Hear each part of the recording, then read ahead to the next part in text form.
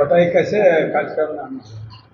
जी, बाबा साहब भीमराव अंबेडकर की जयंती के महीने में हम लोग पूरा महीना बाबा साहब पे चर्चा करते हैं। उसी दौरान हमारे लोगों ने आज जमुई में बाबा साहब भीमराव अंबेडकर पे चर्चा रखी थी और उसी चर्चे के दौरान मैं आज यहाँ पहुँची हूँ और आज जयंती बनाकर हम लोगों ने बाबा साहब को नमन किया और बाबा साहब भीमराव अंबेडकर के जीवनी पे चर्चा की।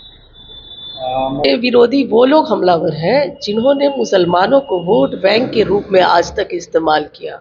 अगर बिहार की बात करें तो लालू प्रसाद यादव अपने आप को मुसलमान का नेता मानते हैं, लेकिन लालू प्रसाद यादव जी ने मुसलमानों के लिए क्या किया ये वो बता दें।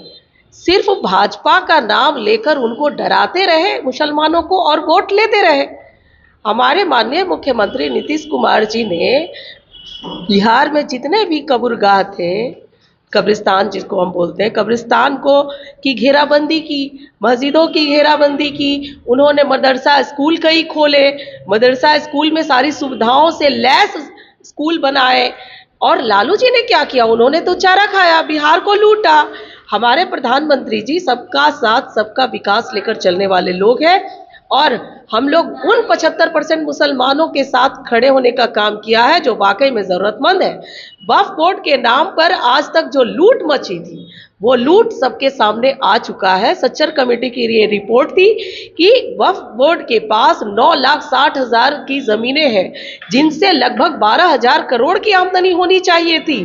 अगर घोटाला नहीं हुआ है तो वो बता दे कि आज की जो आमदनी है वर्तमान वर्ष की वह 1,30,00,000 तक आ चुकी है। तो कितनी लूट मची हुई है। तो इस कानून को लाकर वक्फ बोर्ड में पारदर्शिता लाई जा रही है और इसका जो फायदा होगा जो गरीब पसमानदा पिछड़े मुसलमान हैं उन्हीं भाइयों को मिलेगा। और ये कुछ दिन में आप देखेंगे कि यही मुसलमान भाई भारतीय जनता पार्टी का है जो अभी अपना पद त्याग रहे हैं, तो क्या ऐसे देखिए वो नेता नहीं है जदयू के।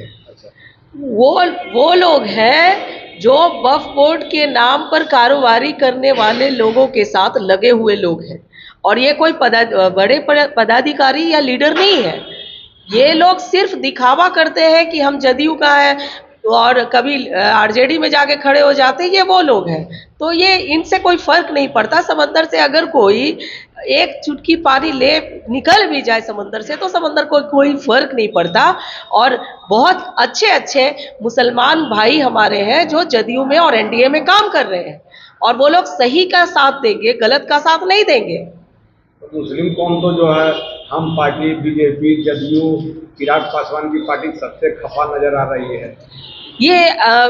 ये दर्शाया जा रहा है विरोधियों के द्वारा, क्योंकि वो मुसलमान भाइयों को भड़काने का काम कर रहे हैं। लेकिन असलियत में अगर आप देखेंगे तो जिन मुसलमान भाइयों को फायदा हो रहा है, आप बताइए, हमारे प्रधानमंत्री जी ने मुद्रा प्रधानमंत्री लोन निकाला जिससे भारत के 20% मुसलमानों को फायदा हुआ है। चाहे वो आवास योजना हो या आयुष्मान भारत योजना हो, नल जल योजना हो, अन्न योजना हो, मतलब किसी भी योजना में उनको भी बराबर का अधिकार मिला है मुसलमान भाई को जितना कि अन्य लोगों को मिला है। तो वो लोग खुश हैं। इनके नाराजगी चुनाव में इसका फायदा मिलेगा जो वक्फ बिल संशोधन? बिल्कुल मिलेगा, बिल्कुल मिलेगा। इसलिए मिलेगा कि जिन 75% मुसलमानों को फायदा जब दिखेगा कि मुसलमानों की भी जमीन को, गरीब मुसलमानों की जमीन को हड़प कर वो वक्फ बोर्ड ने बेचने का काम किया है, तो जब बिल पारित होगा और इसमें पारदर्शिता आएगी और वो लोग पकड़े जाएंगे और जिनकी गरीब की जमीनें छीनी गई हैं, 10,000 ऐसे केसेस हैं जिसमें गरीब मुसलमान भाइयों के जमीनों को हड़पा गया है वक्फ बोर्ड के द्वारा। जब उनको जमीनें वापस मिलेंगी, उनके साथ इंसाफ होगा, तो वो भी भारतीय जनता पार्टी के साथ खड़े होंगे।